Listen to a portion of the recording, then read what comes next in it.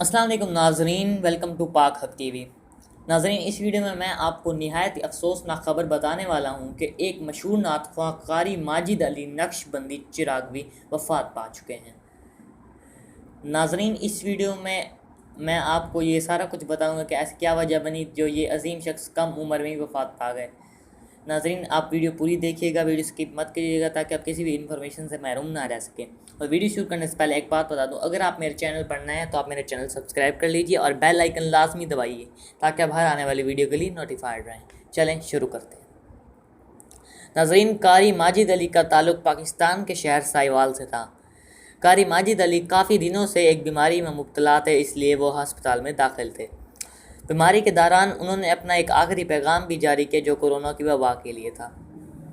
ناظرین، ابھی تک اتنی تفصیل سے تو پتہ نہیں چل سکا کہ ایسا کیا ہوا کہ وہ وفات پا گئے، بس کچھ میں آپ کو اب آخری ان کی جو کچھ پکس دکھانے والا ہوں وہ آپ دیکھ لیجئے۔